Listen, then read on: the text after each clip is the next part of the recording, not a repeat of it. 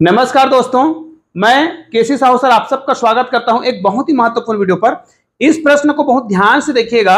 यहां पर देखिए हमने लिख रखा है 99 भागित 11 गुणित 9 और ये ब्रैकेट में है। उसके बाद बाहर में आप देख सकते हैं 0 फैक्टोरियल लिखा हुआ है। इस प्रश्न का सही उत्तर क्या होगा आप लोग मुझे कमेंट करके जरूर बताइएगा। हालांकि हमने यहाँ पर 4 ऑप्शन लिख रखे हैं। ए में हमने लिखा है 99, बी में लिखा है 81, सी में लिखा है 1 और डी में लिखा है 0। अब इस प्रश्न को आप लोग ध्यान से देखें और वीडियो को यहीं रोक दीजिए और यदि इसका सही उत्तर आपको पता है तो मुझे कमेंट करके जरूर बताइएगा। निश्चित रूप से यह प्रश्न बहुत ही यूनिक है।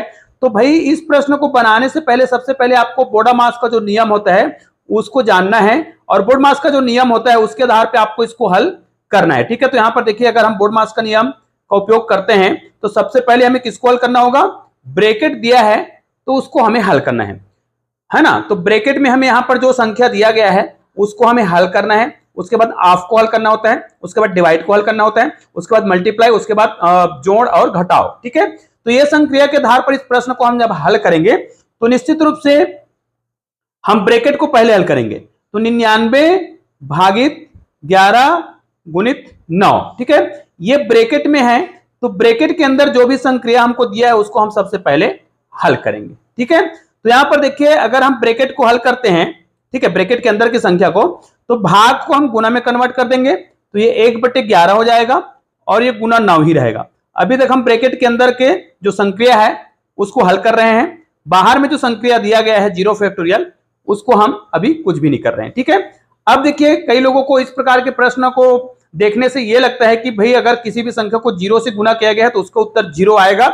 तो भाई इस प्रश्न को आप पूरा जरूर देख लीजिएगा कि वास्तव में 0 आने वाला है या इनमें से कोई भी एक आंसर आने वाला है। ठीक है, तो इसलिए किसी प्रश्न के कॉन्सेप्ट को पूरा समझना बहुत जरूरी है कि कौन सा ऑप्शन सही है। इस वीडियो को पूरा देखेंगे तब आपको समझ आएगा इन चारों ऑप्शन में कौन सा ऑप्शन सही होने वाला है।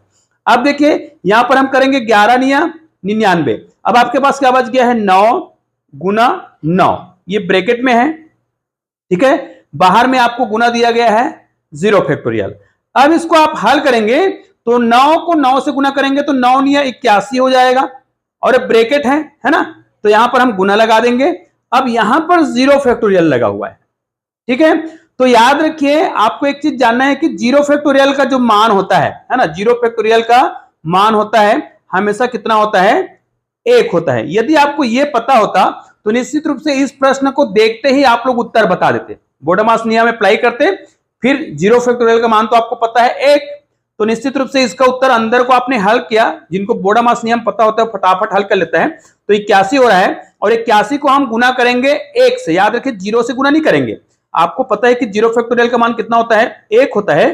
तो आपका आंसर कितना आ रहा है, 81 ही आ रहा है। तो इस प्रश्न को पूरा बनाने के बाद हमको समझ आया कि हमारा ऑप्शन ये जो 0 लग रहा था किसको, तो ये 0 ऑप्शन सही नहीं है। हमारा आंसर कितना आ रहा है, 81 आ रहा है। मतलब ऑप्शन नंबर बी हमारा सही है।